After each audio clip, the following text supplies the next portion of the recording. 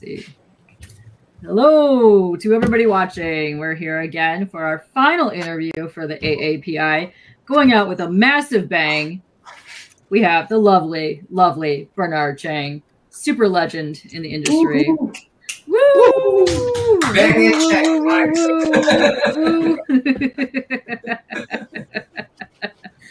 So, hello, Bernard. Let's Good see. evening. Yes. How are you today? What day is it? Good question. I'm not sure. We forgot too. I thought it was Wednesday. Thursday. It's Thursday. Yeah, it's almost Friday for me, so I really have no idea what day it is. Yeah. Year 2024. Okay, how's it? I'll take sure it. I'll about take that? it. You're in the 21st Not century. really. No. No. Year of the Dragon. How's that? Year of the Dragon. That could be a number of years as well. So. Oh, we got lots of people in the chat, right? But let's say hello to the panel real quick. Right down below me, we have Otaku. What is up? What? So excited for this conversation. Yes, very exciting. We also have returning with us, Ryan Otagawa. Hello, Ryan. How are you? Hey guys. Hi. And last but not least, we have the lovely and adorable NammaN, aka the Worm. What is up, Worm? How are you today? Hello. Okay. We have a lot of people hitting us up in the chat already. Lots of people that you know. Lots of people in here. Oh, perfect. Yes, I like it. Okay. So, wow. You're looking great. What are you drinking there, Bernard? Seltzer water. Seltzer water. Oh, those are good. Perfect. All right. So the people that are joining us right now, in case I don't know you, would you like to introduce yourself? You are the legend. I don't know if we have enough time for you to do all of your introductions. I know you're just artist galore. Who, me? Yeah, you. Yes. Wow. Bonjour. Je m'appelle Bernard. I am a professional comic book artist for Marvel and DC Comics. I've been drawing comics professionally for the past 32 years. So I started when I was 20, and if you did the math, you could figure out how old I am. And it's an honor to be here with you guys. K-pop I've known for a few years now, and everybody else I might have met before. I'm sure. I think Ryan. I think we might have met before. I think just on your Twitch, but not in person. I don't think. Okay. Yeah. So, what do you guys have planned? I mean, this is I came in at the right time, especially the viewers here. Hopefully, this is a double header today. You guys had John earlier, right? Yes. And We sure did. now you guys got me to end the month. So End the month. We're going out in a super bang for real. yeah. Yeah. And then you guys have my buddy Sean on. We Was did. it last night or the night before? That was last night. Yep. And Oh. he's actually in chat right now. And he says, guys, part cord and his fart counter okay. already. Right. You know. Yeah. Got a couple people in chat. Let's say hey real quick. GT. We got Kev. Because there's a bunch of people in here that you know. We got Locke. What's up, Locke? Hey, Kevin P. West up in the chat. What's up, Kevin P. West? You actually got to meet him. We got Promiscuous Time Traveler is in the chat. Wildstorm is in the chat. What's up, Wildstorm? Michael. SCCG. Yes, he says he hopes you Dr. brought Midnight. enough ass napkins. Yes, hopefully you did. I know. Well, how do you know I don't have one already in place? I'm already assuming you do. Anytime I see you, the first thing I think of is ass napkins. That's literally where my brain goes because you do tell the best ass napkin stories in the comic community. This is for sure. What's up, Rick? Yes, Kev. Oh, perfect. You might just be loading up. I think that might be what it is. I hear. That's perfect. Oh, yes. You just recently had a birthday. So happy birthday, Bernard. Woo! Yeah. Yes. We won't make It you was- reveal your age. It was Sunday. Well, I'm an old guy. A couple more years, I can retire pretty soon. Oh Cool. snap! Hopefully. I know we're all getting up there. It's really it's shocking when you look at your age. You're like, oh, so that could slow down. What's up, Michael? And we got Joe. What's up, Joe? Hey, Joe. Yeah, Kev. I don't know. You're probably gonna have to tune in every Tuesday to figure out if he's gotten any more fart stories. But okay. So that's the end of that right now. But man, you have been so super busy the last couple of years. You had the Monkey Prince run, which was really, really, really popular. I know a lot of guys on the panel want to have some questions about that, but there he is right there. It's lovely. Yeah. Sonogong. That's how Korean pronounce it. Sonogong. That's how the Koreans pronounce him? Yeah. Oh, nice. That's cool. Sonogong. Yeah, you did a great job at that. I like how you Thanks. got his personality super, super nicely done. What? Wait a minute. Your birthday was Saturday, Kev? Wait a minute. Oh, wow. Happy birthday, Kev. Happy I did not belated know birthday, that. Kevin. Yeah. We're birthday twins. You are Birthday birthday twins. twins. Yeah. Kev, so Kev has also been in Bernard's stream for many, many years as myself, but yeah. That's how we kind He of all made know me each he other. made me draft a whole bunch of Detroit Lions a couple years ago. So Did. That's right. He already dropped it in the chat. Go Lions. That's right. Oh, it's this Saturday. Oh, okay. Well, happy early birthday, Kev. I haven't watched Gemini twins. The first. I haven't watched Detroit Lions since Barry Sanders thing. So Barry Sanders was good. They're pretty Yeah. good this year. They They a did good pretty tight good end. this year, yeah. Yes, we actually did pretty good, and I'm expecting even better results next year because we are super amped up in the city for our football. Which I know you're a big sports fan as well. You do. You like the sports. I watch a lot of sports. I try to play in some sports. Not a lot of comic book artists are or sports fans. I mean, they might dabble a little bit, but typically art and athletics don't really mix that well. Yeah. So, yeah. I played basketball in college at Pratt, Division III school. Nice. So a lot of people, even that went to Pratt, didn't even know we had an athletics department. It was one of the top two primary reasons why I went to Pratt, actually, because they had a Division III program and they played. We played against NYU, MIT, Wow. Columbia, all the local area, New York area, Nice. Northeast area schools. So Awesome. it was great. I mean, we didn't win a lot, but 2 of the What was years your- that I was there, What was your position? I played point guard. So Nice. I'm only 5'6", so I Really? was usually the 5'6"? shortest. Yeah, I was usually the shortest guy on the court. Even the opponents, I'd have to guard guys that are like minimum 5'10", 5'11", 6 foot, but no big deal. I used to get into a lot of fights when I played. So, Yeah.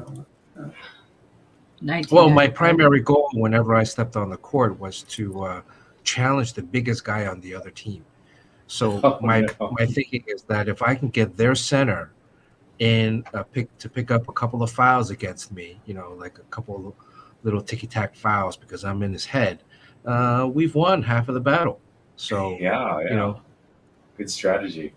yeah, we did have a couple guys that when I played, one guy ended up breaking the school scoring record at Pratt, which still stands today. And then the other guy, his name was Bobby Fuller, and then another guy was half man, half amazing, Anthony Hayward, who was one of the original and1 streetball players. Ooh. So I don't know wow. if anybody watches, and1. Yeah. So he was one of the pioneers of the streetball movement. Wow, Awesome. that's awesome. So, do you guys have any questions that you want to ask him first? Because I know we're kind of limited on time. So anybody in chat, if you have questions, please post them now because I'll queue them up. But we'll go down the panel here. So Otaku, if you want to start, you can go for it. Yeah. I'm just wanted to get your thoughts on the Monkey King project. What kind of led to that project? How did you bring the creative team in? how much of it was your idea, how much of it was sort of a collaborative effort? I thought we were just going to talk sports this whole.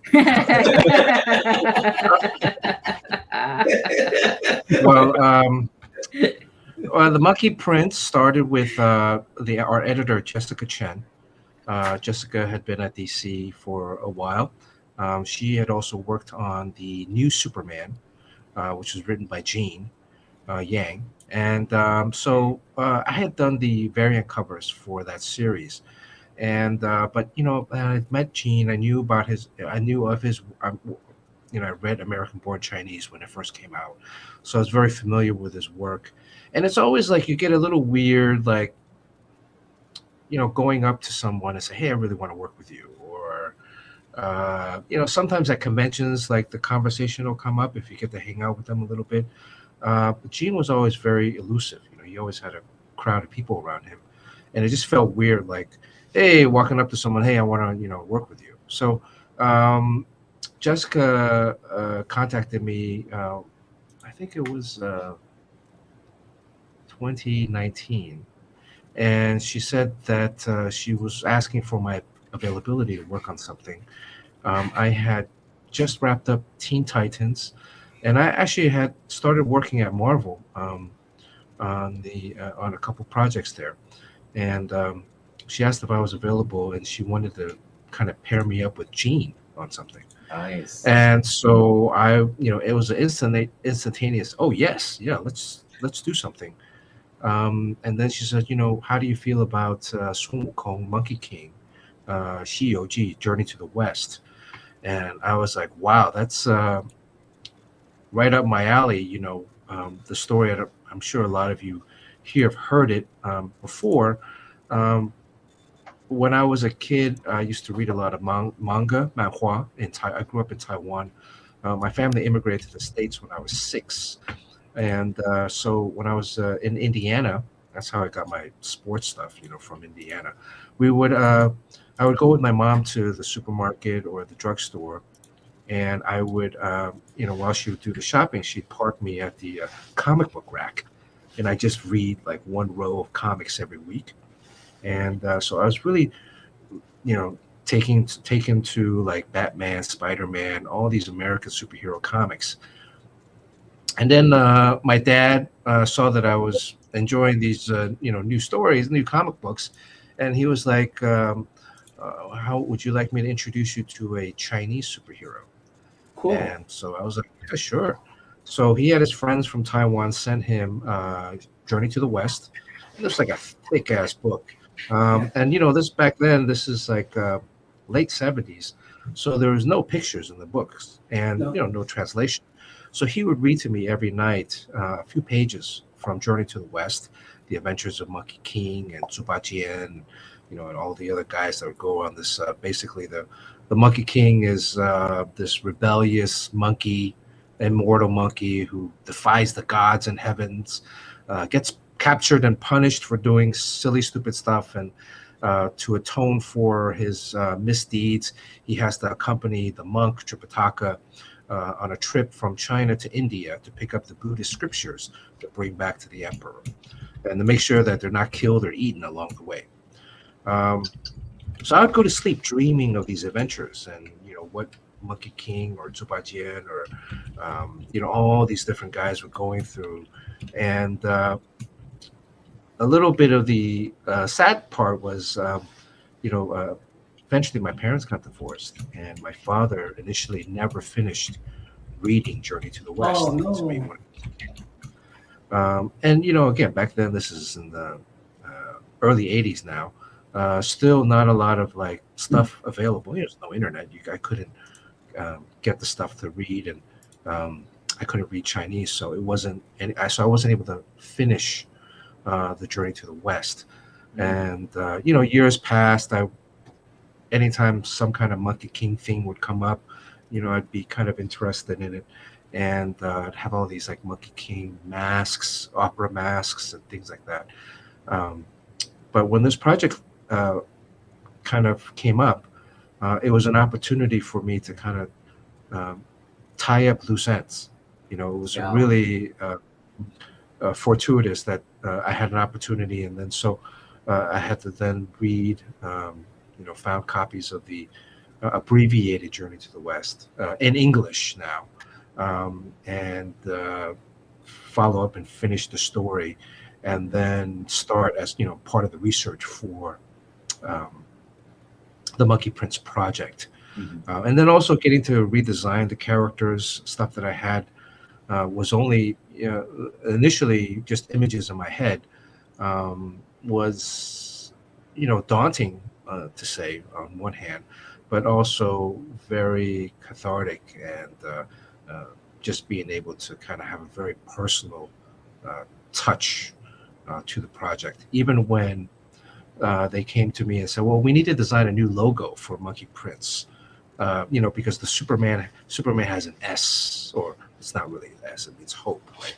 And Wonder Woman has her tiara or W or eagle on her chest. Flash has the lightning bolt. Batman, has the bat symbol. Because all DC heroes have a kind of a logo on their chest or somewhere to represent who they are. And so I said to Gene and I said to Jessica, "Okay, give me, let me sleep on it." We would have video Zoom conferences, talking about stuff, spitballing back and forth. And sure enough, that night, I went to sleep and I dreamt about what this kind of logo would be. And I woke up in the morning and I had all these images about actually working, and sketching out this logo for this new character.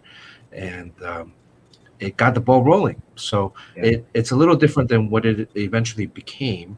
But the basic premise of the cloud and some kind of M floating on the cloud is still represented in the final version. So That's awesome. That's so cool. So yeah, this is such a well known story throughout Asia. I could imagine it was, like you said, it was daunting. Um, what made the project though, like for you, like what gave you sort of a clarity on what you wanted to do? Was it those initial conversations with Gene, or was it something that came as you were working on it, like you said, in dreams?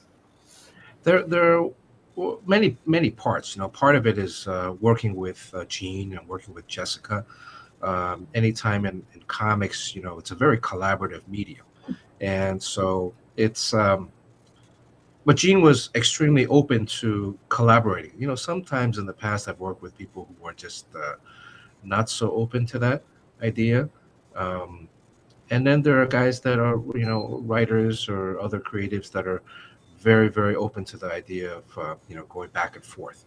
And so the first thing was just, trying to have a good working relationship or communication between myself and Gene. And, the Gene obviously is also an artist. So he had a lot of stuff that he had already kind of sketched out, and, in his style.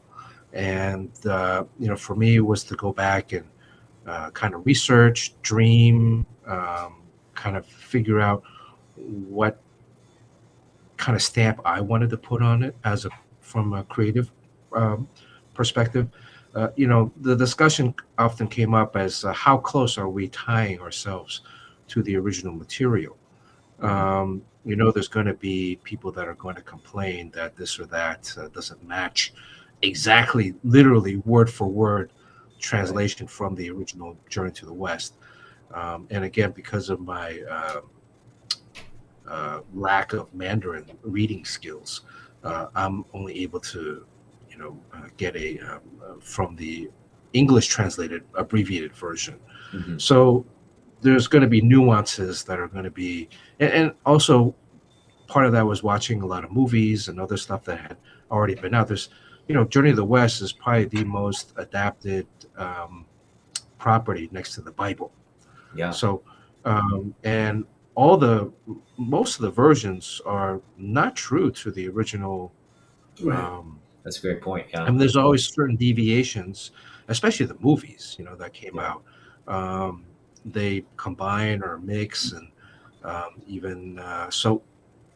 The question is, like, when you're tackling such a huge project, that has so many roots and so many fans Mhm. that either love one thing or the other. Where do you put your foot on? Where do you stand, and what do you plant your flag?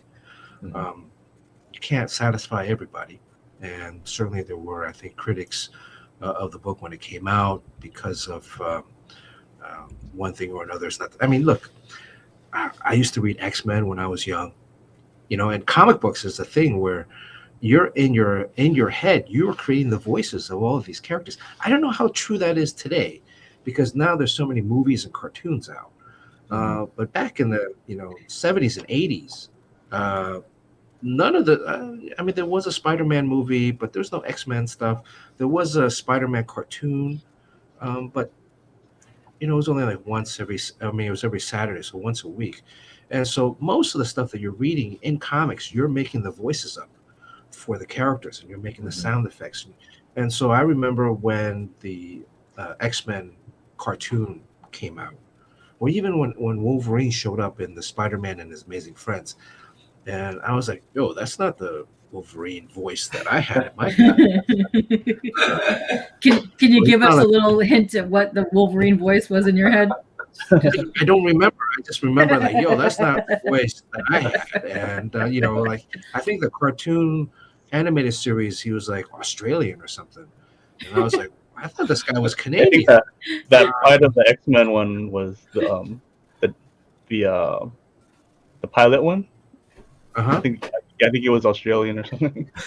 Yeah, like a Australian outback kind of. And It's so Hugh and Jackman. it completely, like, yeah, and it completely took me Yeah. out of like what my initial love for these characters were. Uh, but it didn't like deter me from watching. I still watched it Yeah. eventually adapted. But so there's a little bit of that. Well, there's a lot of bit of that, right? Mhm. And then at some point, again, with designing the characters, designing the uniforms, um, always trying to do proper research, but not mimicking or copying one to one what's been done before, and having my own kind of uh, flair to it. Mhm. Like Princess Iron Fan. Um, there's been a lot of different versions of her. Red Boy, there's a lot of versions of him. And so with Iron Fan, I thought, my main design motif or party was to use kind of like a butterfly that had flown too close to a flame. Oh. And some of the wings had a little bit of holes that were burned out. And then, but still sheer, still beautiful and delicate, but Mhm. also having uh, a little bit of uh, kind of not danger, but something that is not exactly pristine. Mhm. And so, so a lot of love and a lot of effort went into designing of every character. And Yeah. again, you can't satisfy everybody. The goal wasn't to 100% mimic or copy what's already been done before. I Mhm. mean, if you want that, you can go read Journey to the West. Yeah. Um, it's something that we wanted to be able to kind of stay within the same neighborhood, but Mhm. put a little bit of our own, a little bit of a modern flair to it. Yeah. Yeah. No, I think this is incredible IP for DC, and uh, we really love this project because it so represents this month, which we're celebrating AAPI Heritage Month. This project just represents is what we in our community want to see more of, right? And thank you for putting all your hard work into this. I want to focus a little bit now on your Taiwanese roots. I know you do quite a bit of like travel back and forth. You seem to have a tight connection with Taiwan. Can you talk about that? Expand on what uh, that connection means for you. Well, so I was born in Montreal. My parents had met in Taiwan. They went to Taiwan. They grew up. They were born in China, mainland China, Dalu. And then after the Civil War, their families had moved to Taiwan. They met. They got married. They moved to Montreal. That's where I was born. But before I turned 1, my parents moved back to Taiwan. My father was a professor of chemistry, ended up teaching at a university just outside of Taipei, Zhongli. And so we lived there until I was 6. And then my father got a job teaching chemistry at Purdue University in Indiana. That's when we immigrated to the States. So Taiwan has always been a big part of my life, my initial life. I'm actually not a Taiwanese citizen. I'm actually Canadian and American citizen. Um, but I still go back now. In the last few years, I've been going back. I actually have a small apartment there. I still have my mother's there, a family there, and my girlfriend's there. So it's and Taiwan over the years, I when we moved here, I went back a couple of times. One of the times I went back when I was 15 for a summer camp. They had like the Love Boat in Taiwan. This was similar to the Love Boat, but not the actual Love Boat. The actual Love Boat is, they had a government program where they would be open to ABCs, American-born Chinese. And they would allow them to come back or have them come back and for the summer for 6 to 8 weeks.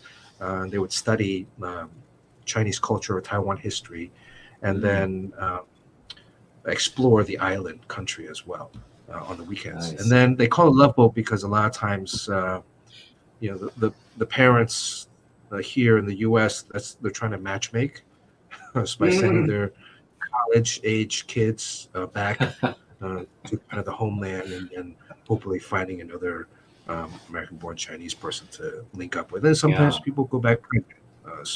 But I went 15, so and I went to a different one where it was like all ages, really from like there were people from 12 to college here, so it was a little bit different. But it was a transformative kind of summer, and some of the kids that I stayed with, I'm still friends with till today.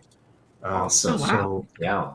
and it was great to kind of I mean, I can speak Mandarin, but I just can't read Mandarin. But also speaking is a little bit, I can't really watch movies or television because they speak, Mandarin is spoken a lot of times in a very poetic way. And so a lot of the terms or terminologies I don't really understand. But if it's a simple conversational Mandarin, I can pretty much handle that.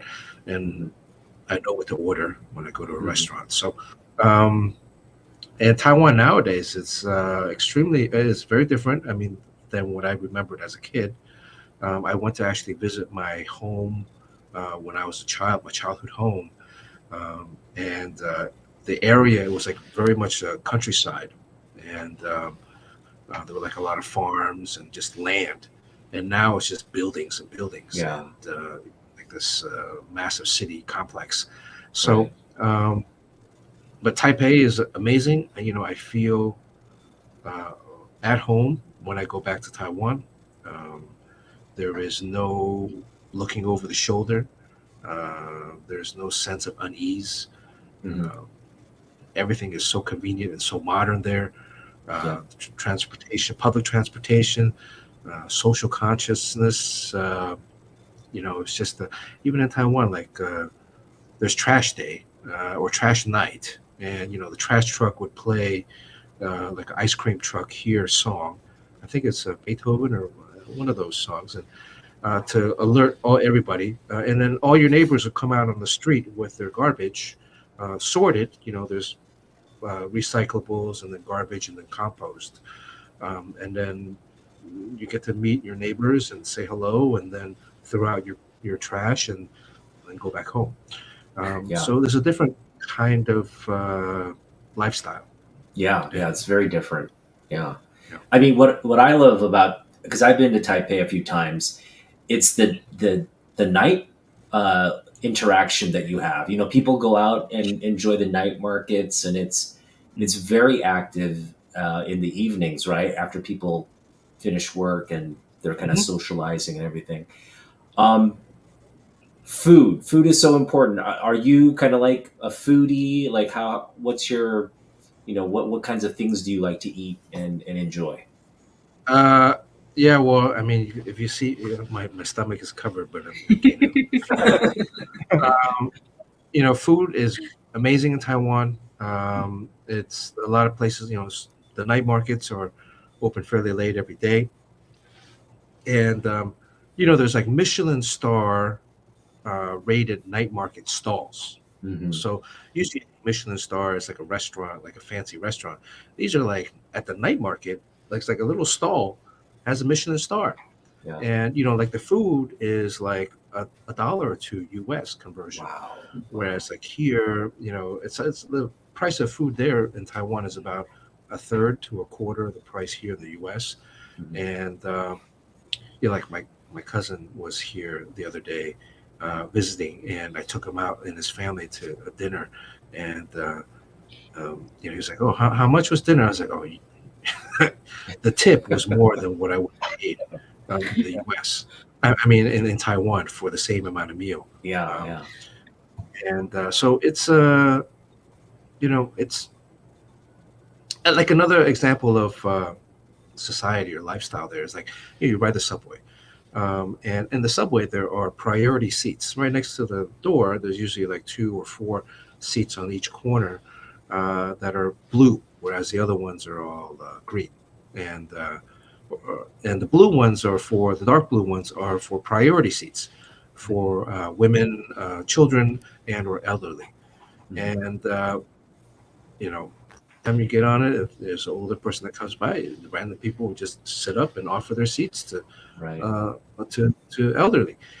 You wouldn't see that kind of stuff here, unfortunately. And it's Unfortunately, yeah. so there's like little bits here and there that really, in some ways, make life a little bit easier. Mhm. And when you see that, it also changes the way you act. You go to Taiwan. There's actually also I've gotten used to it. There's not a lot of trash cans around. Yeah. The same thing in Japan, right? And there's not a lot of trash cans, so but there's no litter because people have the social consciousness of taking your own trash back into your home to throw out, as opposed to just well, I mean, if you do, you can go into a 7-Eleven or a Family Mart, Right. and they'll let you throw stuff out there, and then it's just it's very comfortable, I and know you when don't I actually went. don't even speak Chinese that much, or Taiwanese. You get by just by having speaking That's a English. good point. Yeah. When I went That's to Japan in 1990, well, it might have changed by now, but like it was more in the countryside, and they would be burning their trash and right in the fields, and then they'd shoot out like fireworks. I'm like, isn't that dangerous? yeah. Actually, I have a book, a throwback. Oh, look at Oh, that, the game. I don't know nice. how many people know about this, but I got it. I'll explain You in got a it second. signed by Neil. Oh, nice. Neil and Mystery. Look at that. Yeah, he was at some. Well, for those who don't know, it's a game. You might have remembered. I think he had a show, right? Mystery. But well, I guess to preface it, like I feel like this stuff kind of helped me like get a wife eventually. Do you know It's David D'Angelo? Do you remember that guy? I met him once or twice. He dresses up as Wolverine, right? And is that Oh, the really? guy? No, Oh, no, no, no, or no, maybe I'm no. no. He had another like program, but well, basically I was like struggling, I had a crush on a girl and stuff like that, and then, but I just totally crashed it, and I just needed to figure things out, and then all this stuff came about, and then, taught social dynamics, right, and everything. Oh, Right. And then so I bought this and got into it. I'm flipping through it, and I'm like, Yeah. oh, Bernard drew like the in between. Sweet. So I did all the artwork in the book. Not much. Nice. I mean, it's really just Yeah. the chapter headings, and then this one too. there's a few small pages in there. Yeah, and then Ooh. Neil and I collaborated Nice. on that. Oh, what's that? Wait a minute. What's that book? We need to focus on that for a second. How to make money like a porn star. So he's the one that interviewed, was it Motley Crue? Oh, Yeah, okay. Neil, great guy, super intelligent. He, for the game, I met him through another buddy that I met, Cliff Dorfman, here in LA. Life is funny. It has many twists and turns, and people that you meet. The Chinese have a term called yuan, and it's loosely translated to destiny, but not necessarily. And you can use it to mostly. It's used for meeting people, relationships, or friendships, and so you do bump into people in your life, and there's a particular purpose or meaning for some of that. So I met Cliff when I first moved out to LA, and Cliff was an actor and a writer, and he reached out to me a few years later. He's like, "Hey, Bernard, I'm directing, I'm starring in this short film. Can you help me storyboard it?" Because he knew I drew comics. So I was like, "Yeah, sure, no problem." So we met up, and then he's like, "Okay, I'm partnering with this guy Neil Strauss." And Neil is this famous New York Times writer. He's been a ghostwriter on a lot of autobiographies. He had written the Marilyn Manson autobiography. At the time, he was working on the Jenna Jameson autobiography. And some other, the Dave Navarro. So a bunch of different biography. It was a New York Times music critic. So having met Neil, he saw that I drew comics. He's like, "Hey, I'm writing the autobiography of Jenna Jameson." He was wondering if I was interested in maybe helping lighten up a little bit of the story or the book itself by drawing a few chapters as comics in comics format. So I was like, "Oh yeah, sure," and I actually got to meet Jenna Jameson at a photo shoot, because we had to talk a little bit about what the story was going to be. And then so I met him while he was still researching and in the middle of writing the game. So Neil was like, "Hey, why don't you meet up with me at this club, and we'll grab a drink and we'll talk." And John Paul Leon was actually, I saw someone mention John Paul in the chat. John Paul Leon was actually hanging out with me on that trip that one time. And so we went to this nightclub in Hollywood, and we're like, "Well, where's Neil?" I mean, it's dark, and all of a sudden from like down the hall, I see like a couple of guys, one guy with a top hat and like this big boa like fur, outfit, and just one like, "Well, who the hell are these guys? Who are they? Who do they think they are dressed like that?" And one of them ended up was Neil. So, oh shit, so we started talking, and then we hang out, and then afterwards we went to the house that's in the. They call that peacocking, right? Peacocking. Yes. Like how you dress and how you appear. I mean, a lot of it is like social dynamics, which is if you think about how you meet kind of your significant other or person that you're dating. Sometimes people have a kind of a natural knack, but then other times they might not know what to do. And like the book itself was actually, I thought, very helpful in breaking down certain kind of things in almost a recipe format for guys or regular guys that can kind of understand. Like if you go to any place, not just a bar or a club, but anywhere you go, it allows them to give them a little bit of confidence. I would say even like especially like analytical type of people, or like like you have to you just to like in your head, so you have to like analyze things down and break it down. But because you don't really do that often. Yeah, even at work, like a lot of times, when you're at work, you're trained not to like socialize too much, right? Because also then you get fired or whatever, and it's just not HR will come knocking on your door. So there's not really a lot of opportunities to engage in meeting or talking to people. Now, some people are gifted in a sense that they have the gift of gab. They really know how to talk, and that might be their talent, or that might be something that they grew up kind of just being very comfortable talking to strangers. But for other people, especially like artists or computer people or analytical people, they're very much in their own head and their own world. And so when they're exposed to kind of a public social environment, they're not really sure what to do.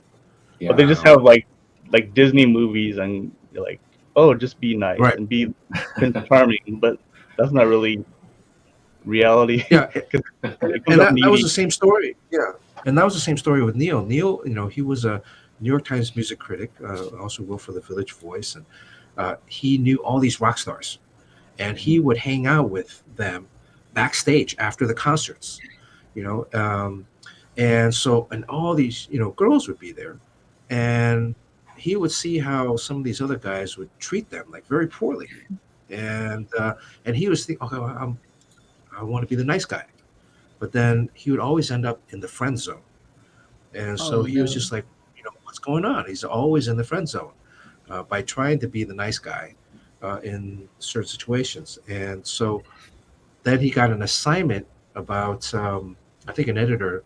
If the story is correct, I think the editor said, there's this secret society of pickup artists. There's these guys that kind of go around teaching other guys how to interact or how to talk to girls, to strangers. A lot of it is more sales tactics. And so he went undercover and infiltrated, this kind of secret society. He had like a nickname, or his name was Style. And Style? he would, that was the code name. And then he would go out and he was kind of like Bruce Lee, where Bruce Lee went and studied with all of these different, martial arts experts, masters. He went and studied from all of these different pickup artists. And, there's one guy, I think that's David D'Angelo, where, he's like, David D'Angelo, like, you got to be cocky. You got to be super confident. Funny. And then, Cocky and funny. right. Yeah. And there's another guy that's like, oh, you got to be super funny. If you tell jokes, mystery also has certain things. He has like magic tricks, or he has different things like very mysterious.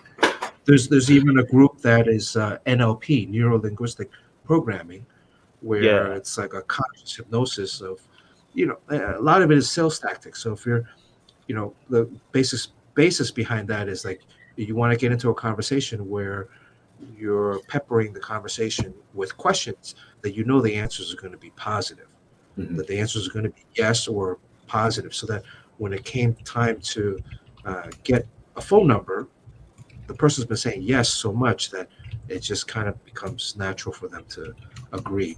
Oh, wow. Yeah. So he then took all of these different schools of thought and then created his own kind of technique. And he became like so and then there was like message boards where these people would go and they would type about their exploits. Or tonight I went out and I talked with 10 different people and I got 2 numbers. Wow. Okay, so I joined some of those, and that's basically how I met my wife. So I met another guy, a Chinese guy, and then he was dating a girl, and then she went to school with some other friends. So she went to school with my wife. So we were hanging out and everything. So it was a direct correlation to all the stuff. And that's also that's an example of like social proof, where because your friend already validated you. When you met your wife initially, there was already a sense of, oh, okay, well, if this person already knew you, then you must be okay. Yeah. Right. And so a lot of this was also like, if you were to meet or walk up to a random stranger, what would you do? Like, how do you create this kind of social proof? How do you create an environment where you can actually spend time so that they can get to know the best you?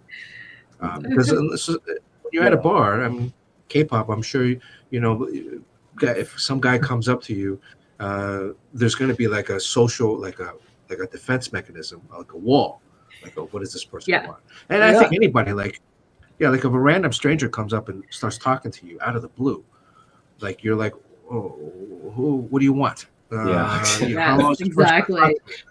How do I get out of this, right? And so there's these kind of pre-programmed social norms or behaviors, and so how do you kind of go around that so you can then spend more time to get to meet and get to know this person? It's also about like not coming off needy. So it's like if the person's over here or something, you might not want to come directly. You might just kind of talk. Side, right? How they say, right? That's directly. Then it's like right. I mean, if you want to talk about this instead of basketball, this is also really not keep up about stuff like this. Apparently, most of the guys in the chat need to read this book because they have no game and need to figure out how this is working. So this is good stuff for the comic book nerds.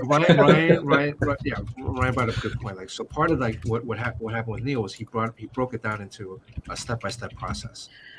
So if you guys read the book, it's not really a how-to book. The second book is more of a how-to, and then the third book he talks about the abusing this power that he had. Eventually, it became. And they have programs and stuff too. I had like some of the videos and stuff.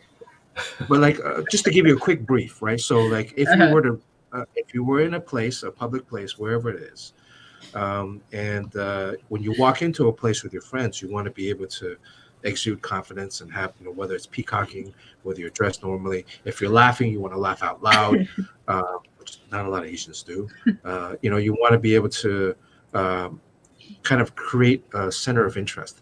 Now, if you see someone that you're attracted to, you need to walk up to them in the first 3 minutes to talk to them. A lot of guys, if they go into let's say a bar, and then they see an attractive girl or guy, and they'll wait. Usually, attractive people are or people that are hanging out in groups, right? Very rarely do you ever find a person by themselves. So you usually wait until that person is alone before you go up to talk to them. Well, while you're waiting for 5, 10, 15 minutes, 30 minutes, that person will have noticed you. It will have noticed that, why is this guy creepily staring at me? If he wants to talk to me, why doesn't he have the confidence to come and talk to me? Right? Which makes perfect sense. Yeah. Right. If he values me, you should want to talk to me. Why are you so creepy to have somebody staring at you? So this is all great information. Super informative. Yes. Ellen is here. You have to walk up to them. And then when you can buy our program after too. Right. They charge thousands of dollars for this information. So when you walk up to them, you don't want to walk up shoulder to shoulder, right? Because shoulder to shoulder, now you're confronting them. Yeah. Right. So if I'm talking to you like this, oh wow, because I'm direct. So you want to come at an angle where I'm just about to walk past, and then I'm like, oh, so now it's not as you're not as defensive as you might be. Yeah, it's also, I can't hang around too long. I have to go, but I have a question. Right. Okay. I'm gonna direct this back to comic book talk. When you want to make this, how to ask a girl out comic book?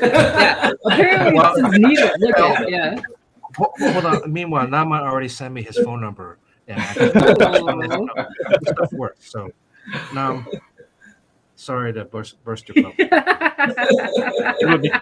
Before I met my wife, a lot of it's just getting the courage to be able to approach people and be comfortable. Because otherwise, you're just what do I say? I met someone at a Blockbuster video.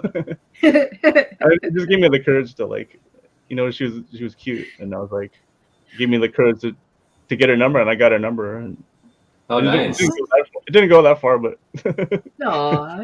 but I mean that's half the battle right there. Yeah. Otherwise, also had anything. Sue for dating advice. It's also just doing it, and and like Yeah, and not worrying essentially it's about a muscle. failing. It's a muscle that you have to work on. You Yeah, have to go out and approach, and not every person that you meet, you're not going to hit 100%. yeah, And but also, it allows you time for the other person to get to know the best you, Mhm. right? And uh, because I'm sure Ryan's a great guy, and his wife is very appreciative of him. But if he never had the opportunity or knew or had certain maybe just helpful hints to, oh, this is how you might be able to approach someone in a completely public stranger kind of situation, Yeah. you might not have met. And yeah. so some of it is just to give guys a little bit of a boost. Um, but it's so. Anyways, so Neil and I worked on that book. We worked on the Jenna Jameson book. This was all through Judith Regan at Regan Books or HarperCollins. And at the time, Judith Regan was known to kind of lampoon her own books. So after the Jenna Jameson book came out, the autobiography, it was a big smash hit. But Judith loved the comic book chapters that were in the book. And she asked Neil and I if we could kind of do a mockumentary type Mhm. satire, but in a graphic novel. So it eventually became the first graphic novel published by HarperCollins. Mhm. Wow. Cool. Uh, Yeah, um, Bernard, you've had such a prolific career. I want to kind of go back to the roots of your comic book career. We were talking to Sean yesterday. You guys were part of that initial Valiant, you know, the Valiant project. And I asked him yesterday, kind of, what was that culture like? Did you guys realize, that you were kind of revolutionizing comics at the time when you were starting, or do you look back now and think, wow, we actually, you know, got this company off the ground that really transformed the industry? Like, what are your thoughts on that, on your initial, and also your relationship with Sean?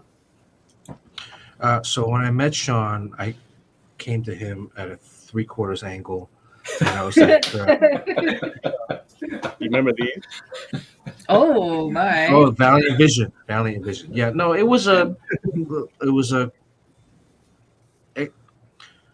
1992. I had put together a portfolio that summer, or since that spring. I had a portfolio that was pretty much ready to go. I was at a class taught by Michael Davis, who's one of the founding members of Milestone. This was a class that he taught at his own home, like a mentorship program. They had a group of kids, college kids. John Paul Leon, my best friend from high school, was part of that class. John Paul got me into the classes. All the kids were SVA students. I was the only Pratt student. And Michael had gone to Pratt. So he took a liking to me. He said to John Paul and myself, you guys need to come out to San Diego for Comic-Con. And he'll show us to all of his contacts, or take us to all of his contacts and show our portfolios. And then also that summer, he told us that Milestone was about to launch, and that John Paul and I were up for as the two finalists to draw Static. Initially, Michael was going to draw Static, but he eventually said, "Look, it's either you or John Paul are going to draw Static."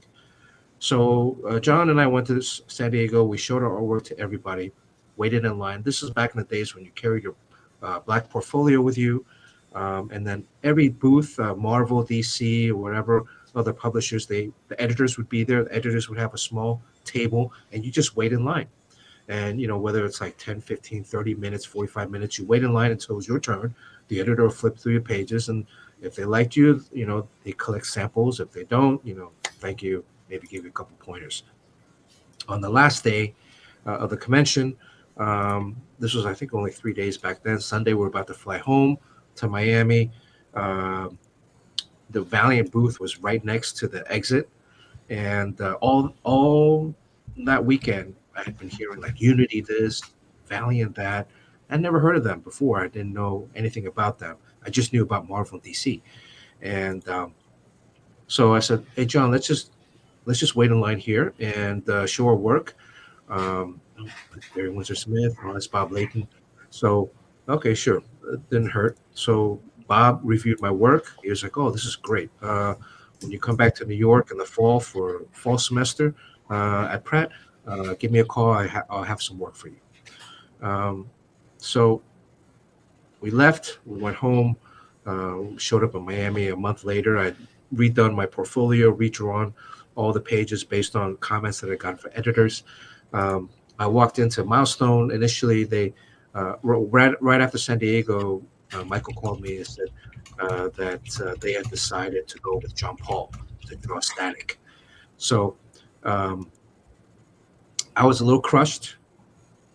You know, it was sad. I mean, I've been trying for about a year to break in, and just met with rejection. And I thought I was ready to go. And then so close, yet, you know, another rejection. But then, you know, I thought, well, this is my best friend getting to work on this book. You know, I got to be happy for him. You know, both of us started at the same time. So, you know, buck up, don't let it just keep going. It'll happen. If I keep pushing, it'll happen. Mm-hmm. So, Dwayne McDuffie, so, you know, after I dried up some few tears, I called John and said, "Hey man, congratulations. You know, I heard you got the book. I know you're going to, you know, kick ass on it. Anything I can do to help you, let me know. You want me to help out, like doing some backgrounds or whatever, I'm there for you." And so Dwayne had said, "Okay, look, we'll probably have maybe a backup story for me to draw when I got back to school." So that first week, I went up to Milestone, met with Dwayne. Dwayne was like, "Sorry, we don't have anything for you right now. Maybe like November, December, if you want to come back then, because we're busy preparing the launch of the 4 books. You know, Milestone launched with 4 books: Static, Hardware, Icon, and Blood Syndicate." So again, another rejection. And so I walked down to the street. I think they were on 14th or 23rd. I forgot, one of those. And there's a payphone there. Many of your viewers might not know what a payphone is, but it's a mobile phone up to the ground and the sidewalk. And put my quarter in there. I remembered I had the business card from Bob Layton. So I called Bob from the payphone. I was like, "Hey, Bob, this is Bernard, you know, Chang. We met in San Diego." He's like, "Yeah, when can you come in?" I was like, "I come in like next Wednesday." And he's like, "Okay, come in, let me know, set up an appointment, and then we'll get you going." So I hung up. I was like, "Well, you know," I showed up at the office the next week. Bob was like looking at my stuff, and he's like, "Okay, great. Here you go." He reaches into his desk. He pulls out, you know, a plot. He's like, "All right, here's your first story. I got the perfect book for you. You're going to draw the first fill-in issue of Archer and Armstrong." So, you know, here I was thinking like, "Oh, this guy's going to pull me around again. Like, you know, like I've been pulled around this whole time." But, you know, Bob was true to his word. And he's like, "You're going to be the first artist to draw Archer and Armstrong besides Barry. Barry's been drawing it. He's on an issue like 5 or 6. You're going to draw, I think it was issue 9. And he's like, "Barry's over there in that office in the by the window. Go over. Hey, Barry, this is Bernard. He's going to draw your fill-in issue. Teach him how to draw Archer and Armstrong." Wow. So I'm like, "Whoa, what?" Wow. So I go into the office with Barry. Barry's like, "Okay, well, you know, here's Archer. He's like this big kind of burly guy, like a refrigerator. And Archer is a skinny, you know, kid. So you need to have." So he's sketching it out, and Barry drew on tracing paper. So you have these rolls of tracing paper and blue pencil, and he's going. So, and then he's drawing the characters, the face, and the bodies, and he rips it out. He's like, "All right, here, kid, go practice." And I'm holding this. Nice. So I handed it back to him. And he's like, "Did you sign this? Did you sign this, please?" And he took it, he looked at me, and he was like, "All right, this is the last time. You're a pro now." So he signed BWS. That's how he signs it. Wow. And so and then they put me through to, I think Randy Brosen, who was in production, and she gave me like a stack of comics, and I put it in my backpack and went back to the dorm at Pratt. I had basketball practice, and then basketball practice afterwards. I went and started reading all these books, the Valiant books, and the stories were amazing. Back then, like the Valiant universe was interconnected, so every book was, there'd be like a panel in this book that was a whole scene in another book, and the subject matters were, kind of more modern, where like some of the Harbinger kids got abused, or it's different. It was very different than what was the comics I had read when I was younger, and also kind of what was going on in the industry at the time. I was just happy to get work. Yeah. And so the assignment was that I would come back in a week or two, do some layouts, because I had about 2 months to draw the first issue. Once I get the approval from the layouts from Bob, I could then start penciling. And from there kind of snowballed. Before I finished my first issue, Bob was like, "We really like the work that you're doing. We want to launch a brand new book with you with me as the artist." I was like, "Oh wow!" At the time, I'm going to architecture school at Pratt. I'm playing on the basketball team, so I don't really have a lot of time. I thought maybe I'll draw like 1 or 2 fill-in issues here and there. Kind of satisfy my urge to draw, because architecture school was very different from what I was used to. In high school, I went to an art high school, so I was used to drawing every day, and being creative and loose. And architecture was like very measured. Everything had to be like lined up. I had to make models. I cut myself so many times because I'm so sleepy, tired from working, making these models, with all these cuts, and everything had to be measured. And I just wanted to draw like something to be a little bit more expressive and creative. And so I said, "We want you to do a monthly book, and start with a brand new book. We're going to launch. We're going to expand our line." I think at that time they had 6 or 8 books, or maybe 6 books, and they wanted to bump it up to 8 or 10. And I was like, "Oh wow!" And then I said to Bob, I was like, "Okay, well, I'll draw this book on one contingency." And he's like, "What is it?" I was like, "I'll draw this book if you make the lead character an Asian American male, and an Asian American male who didn't know Kung Fu, but was a lover, not a fighter." Oh, And then nice. he looked at me, he was like, "All right." And then I went back to my dorm room, afterwards, and I was like, "What did I do?" I just blow up my whole career, before I hadn't even finished my first book yet. And I'm making demands. But I was young. I was like 20. I was like, fuck it, whatever, right? I came back the next week with more work, and Bob was like, called me over, and he was like, "Oh, you got your book, kid." So Nice. that's how that became Dr. Mirage. So Right? it was We have a very big fan for that. Oh yeah. Yeah. Yeah. So that's kind of the Valiant, the start. I wouldn't go in. Every time I went in, Sean would be there, sitting, at his desk drawing. And eventually we started hanging out. We were the only 2 Asian dudes in the whole company. They would often call me Sean and call him Bernard, Oh which no. kind of became a running gag. But, what can you do? This was like the 90s, right? So no big deal. I mean, it wasn't like they're being offensive about it. It was just I had hair back then. Now, if You had the if you were to see us fancy now, mullet back then. Yeah. yeah, I had a whole waft of a lot of hair. Although, Who's more offended? Who's more offended?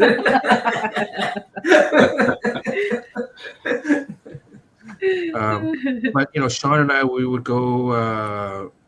We work. I could usually get in there in the afternoon, late afternoon, after class. Then we go and eat dinner, and then we talk about like taking over the company when we got older. And it was amazing time. You know, Yeah. I know you guys asked Sean about like Deathmate last night. You know, that Yeah. was a whole thing where the industry itself was changing. Wizard had come out, you know, or Wizard was coming out. So myself as an artist, so all the artists were getting our photos in magazines, and Wizard sold more than the regular comics. You know, so we Love were Wizards. becoming kind of like pseudo celebrities.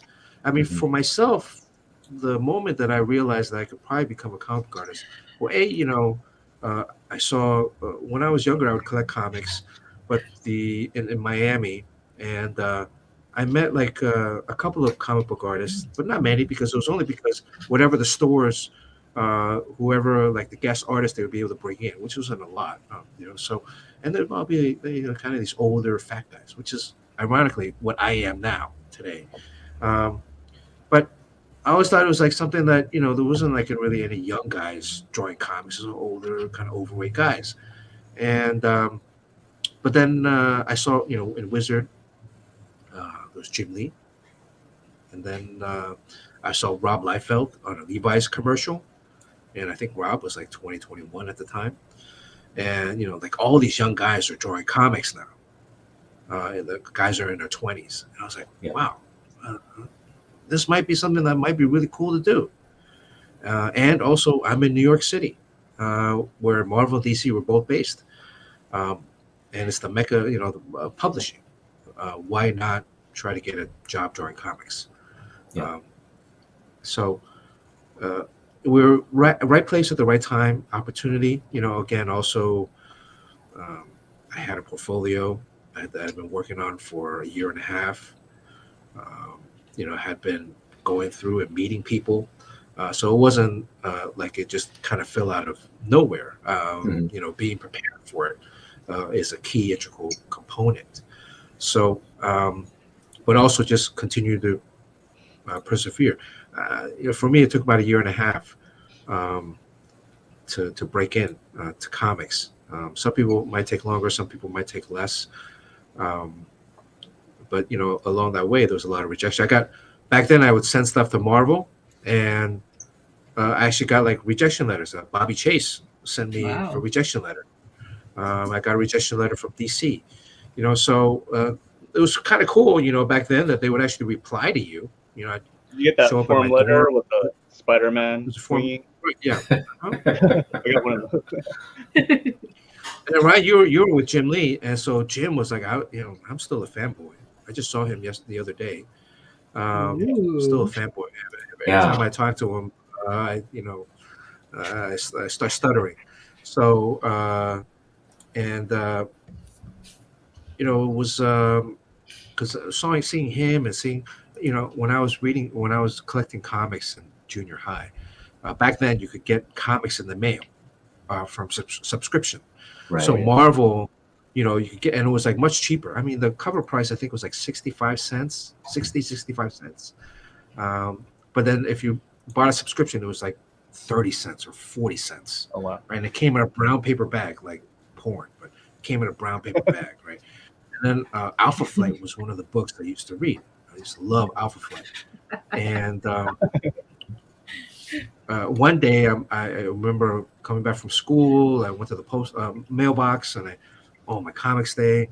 Alpha Flight came out, and I opened it up, and it was like, oh, what's this? This is a new artist. Man, this stuff looks pretty fucking amazing. It's different than the previous artist. I was like, oh wow, who's this? And I looked up the credits, Jim Lee. I was like, oh wow, okay. And then fast forward a few more years, in high school, I stopped collecting comics. 10th, 11th, 12th grade, we stopped.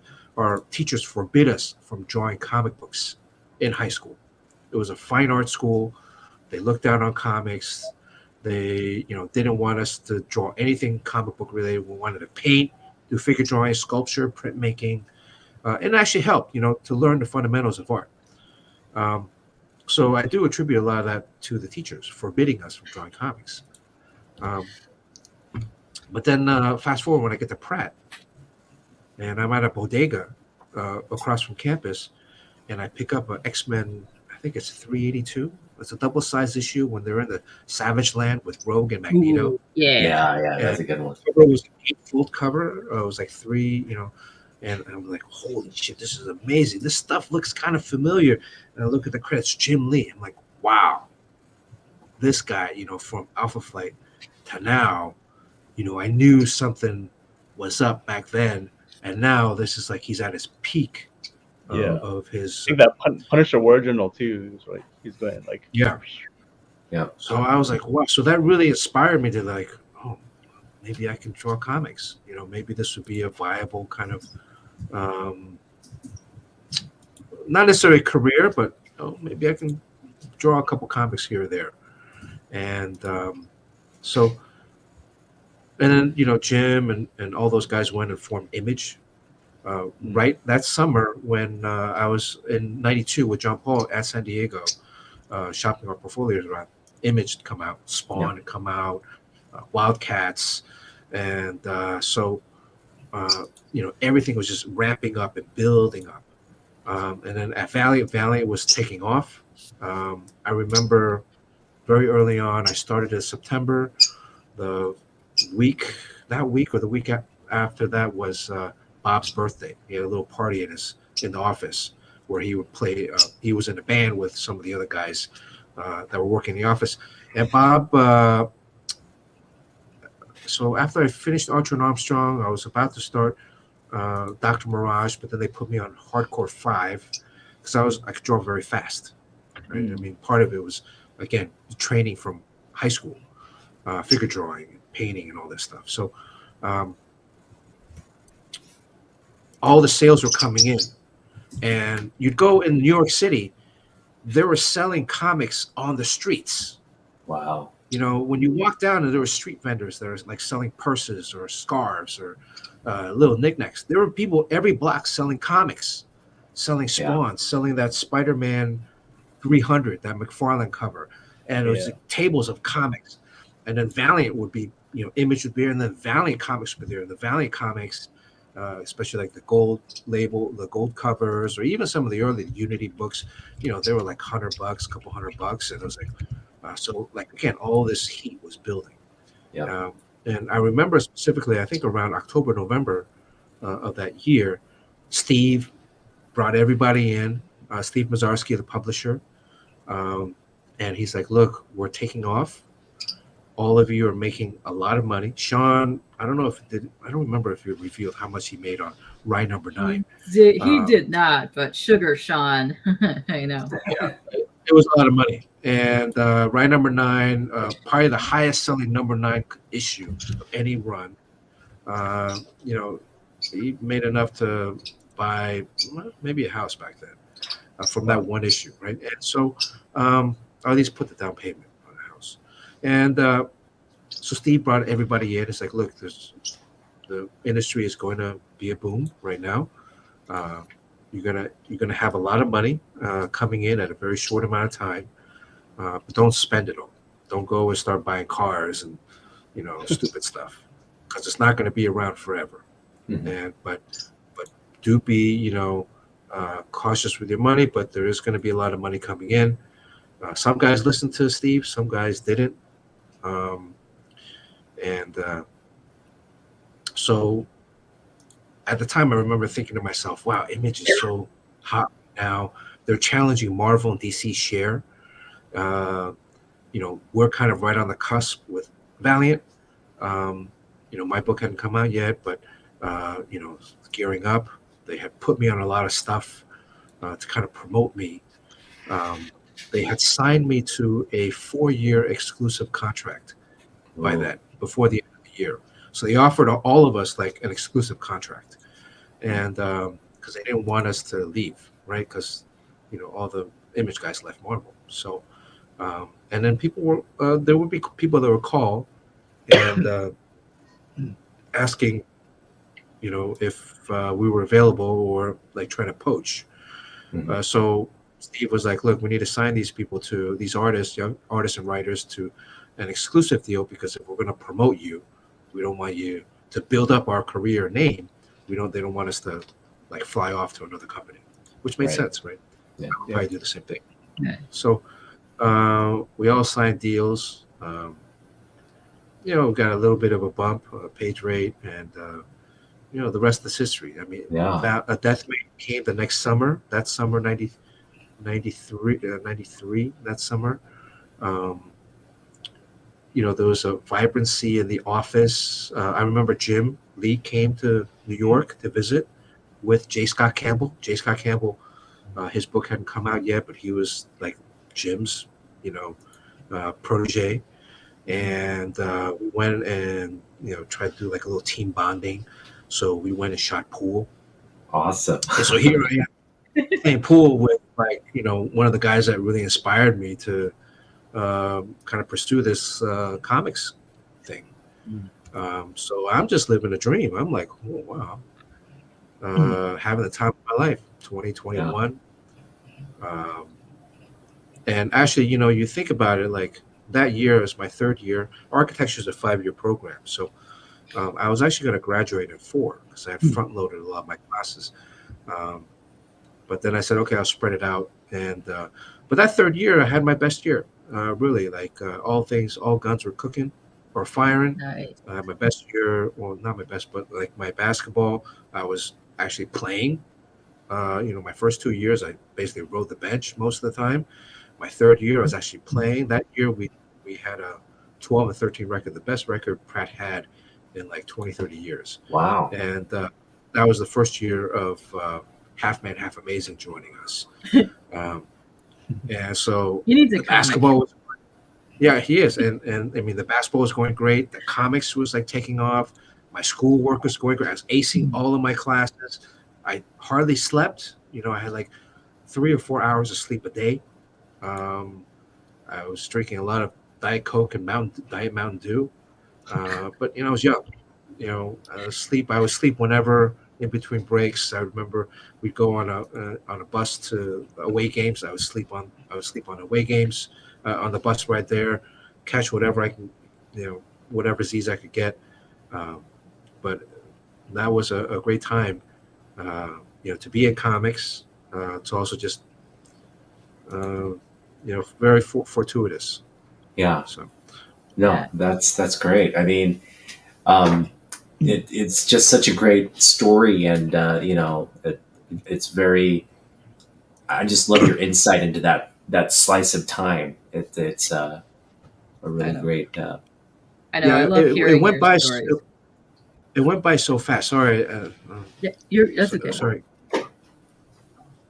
Yeah. It kind of went by so fast looking back at it now, but it was also slow. Like Steve was like, enjoy it, right? Enjoy the ride. Yeah. You're gonna get maybe 1 or 2 of these in your whole life. Sometimes never. Sometimes people never experience something like this. That summer we did the Death Mate tour. They planned this whole tour. So Sean and I were together on the West Coast swing. We started in City Walk, LA. We did a big signing there where all the Image guys were there, and a bunch of they had another tour from, I think, Seattle down to LA. Mhm. That was another group of Valiant guys and Image guys. Then we flew into LA, we met them, and then we drove up that night afterwards to Santa Barbara and all the way down to ended up in San Diego at the Comic-Con. Wow. But that signing, there was like a few thousand people there lying around City Walk. And there were, like 2 like L-shaped tables of, Image and Valiant guys. Bob was there, Bob Layden, Jim Lee, Rob Liefeld, Mark Silvestri, Wow. all those guys. So, they're of course the main drawing power. But we're just there signing. We got, flew in, signing books, got on this tour bus, which was the Black Crowes tour bus. So this is like, what the rock and roll bands would go on. And there was beds, and in the back there was a little table to play cards, and in the front there was a refrigerator or cooler with like, alcohol. I just turned 21. The first night we drove up to Santa Barbara. We got there. It was all dark. We checked into the hotel, and then like, all right, we got to get up at 7 or 8 in the morning to go to our first store to start signing. So I get up, I look outside the door, and it's the ocean. They have literally put us on a hotel like right on the ocean. Wow. And the beach was right there. I didn't even get to experience that. And I Yeah. was like, wow, that's the last time Wow. I stay at my hotel. And then so we would do like 3 stores a day. Went to Santa Barbara, then back down through LA, down Wow. Orange County, and then ended up a few days later in San Diego. Incredible. Yeah. Remember, I was probably in high school still, but I graduated in '93, and then I got into Wildstorm in '95. So I think I always say like I came in like right when it's going down, but it was a fun experience. Yeah, even like when Dr. Mirage came out a few months after Rye #9, I think Sean hit the peak right around then in terms of Turok #1 was, I think, right at the cusp of the peak of the apex. And then afterwards there was a slow decline. Yeah, there's all these stories of like Scott Clark and all the main the first guys, Brett Booth and all of them, probably getting cars and all that. Yeah. Yeah, they had, from what I heard, and Ryan, you can affirm this or not. Like Jim had a perk for all the guys at Wildstorm. Like that was every Wednesday or something. You guys had free car washes. Like you would. Oh, I missed that. Wash That was before my time. So everybody would like park their sports cars. They would drive the sports cars in, and they would get free car washes. That was one. I had a Dodge van that would be like, but then it's like it goes like this. I mean, I know, Ryan Benjamin, he was in Miami. He moved out to San Diego. Dustin Nguyen, who lived in Long Beach at the time, he would drive down to Wildstorm Studios and work. Eric Kennedy, I think, and Eric Kennedy. So, I mean, there was a real kind of like, and it was all young guys. So every San Diego, when we signed that exclusive deal at Valiant, Steve was like, all right, all of you should get, here's a list of lawyers. There's like 3 or 4 lawyers. Here's a list of lawyers for you guys to go with. And I had the bright idea of not going with any of them and bring in my own attorney. And then I think I got a little bit more than everybody else, but I asked for a free trip to San Diego every year. And then every year we'd go to San Diego, I would meet up with the Image guys and we'd play basketball. Oh, nice. On the roof of the convention center. This is before they expanded, so it was only half the size. That was connected to the Marriott, which is the main hotel. And then they had a half-court basketball court. So we would go there, I think, Friday night and play basketball, play a couple games. Eventually got to the thing where got to a point where Fraga and Marat Michaels, Dan Fraga, they found like a local gym. So we would go and drive out to the local gym and play a couple times. So and guys would come down like Jeff Matsuda and a bunch of these other guys would come out. Chep Yap, we would all play. And even when I moved out to LA years later, '96, I still linked up with Jeff and Chap. And they played at this church down in Orange County. I think it was every Monday night. So, they let me squeeze in and we'd play pickup. Even when I was working at Disney, I'd drive down just to play with those guys. Wow. Incredible. Yeah.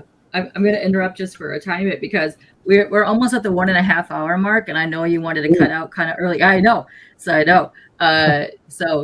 I'll invite you back. We can have another one later on in the year when your schedule kind of slows down a little bit, because I know these guys love you and everybody in chat loves you. And you were so much fun to hang with. And if you guys don't know, he streams almost every Tuesday. Are you going to be streaming Tuesday? Yes, next Tuesday, definitely. Perfect. Yes, bring your belts. Oh, world champion sketch battle. Look at you. This was the belt that I won in Morocco last week. Sweet. Who did you beat for that belt? Are you going to tell us on Tuesday? Well, I beat Mr. Chen. You beat That's why he's looking Chen. Is that why he's looking right now?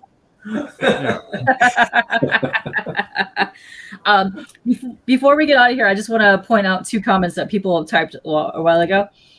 J-Man actually had a cutout early, and he just wanted to say that Monkey Prince is awesome.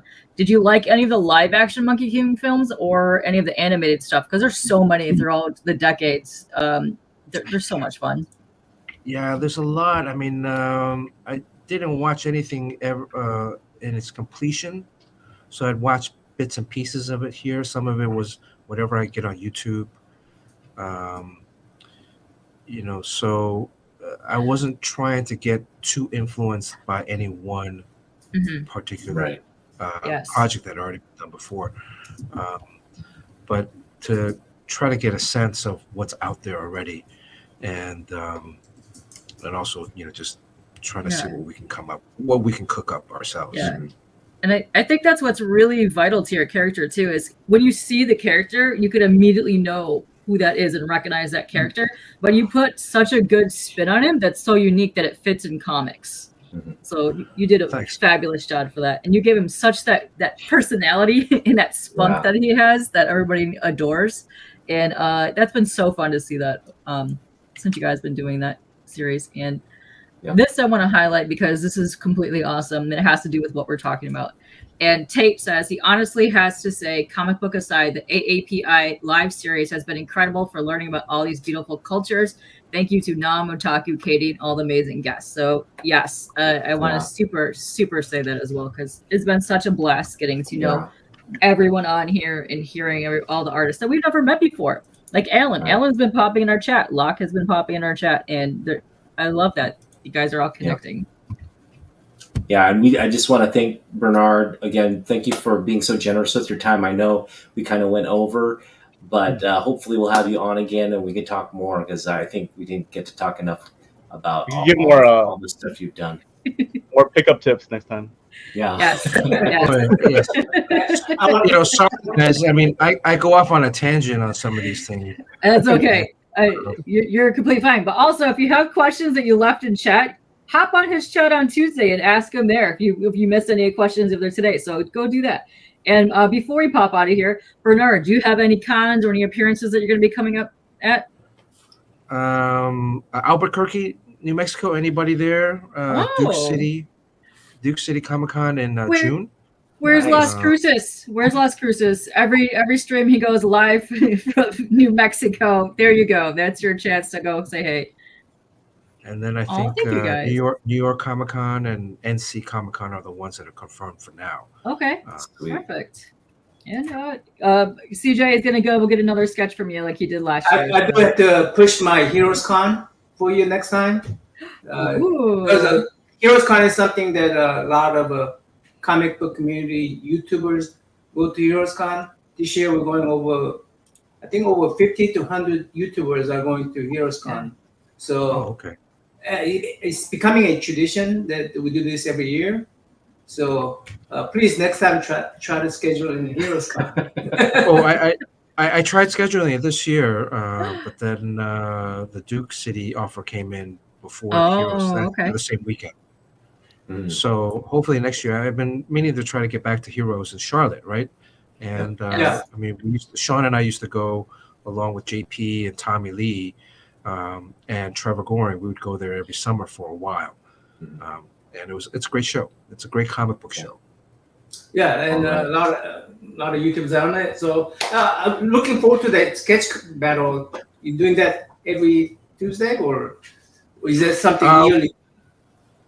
On the stream, we train. So I have to thank everybody that's been watching and participating because they've been helping me train. And then usually at the conventions is when there'll be like a sketch battle. But I see. Yes. But what Nam was talking about is Battle of the Sketches. So Battle of the Sketches. That's what I participate in. That one's kind of on break. So hopefully you guys will bring in that back soon now that you guys are both stateside. It's like a monthly challenge / test your drawing skills. You get a theme. Each one is a different character, and then you just kind of paste it all over the place and tag them on Wednesdays. And they pretty much retweet every single person that shares something. It's amazing. Yep. Go check it out, guys. Kevin's trying to rub in about football. I know he is. Yeah, he's got to come in and give one last dig. I know. Get a zinger in there. Got it. All right. Wouldn't be Kev. Thank you again to the legendary Bernard Chang. Yes, thank you for making this month great, and we wish you all the best as you continue to create these wonderful works. Yes. Yes. Thank Thank you you, so guys. much. This has been better, guys. Thanks, Yeah. Chang. Wait. Thanks. Don't end it yet. Don't end it yet. Tomorrow, grand finale. Boom. We will have a 2 to 6 hour stream. Have a rotating panel. Everybody will coming back saying, hey, whatever. Maybe some people that haven't met with us this month just want to come say, hey. We'll be doing giveaways throughout the stream, so come check us out tomorrow. What time is that? 6 p.m. Pacific time? Pacific. Yep. 6 p.m. Pacific time to at least 2 hours or more. I'm going to just leave it open. Yeah. Or more, so just leave it open. Yeah. You're welcome back, Okay. Bernard. Woo-woo. I could probably make a little bit of that, but I have a meeting at 7:30, so I Okay. have to leave around. Yeah, 6:45. you can make it 5 minutes, 10 Yeah. minutes. It would be awesome. Just drop in. Yeah. Yes. All right. Thanks, everyone. In streaming. Thanks, guys. Bye, Thank you. guys. Thank you, everybody.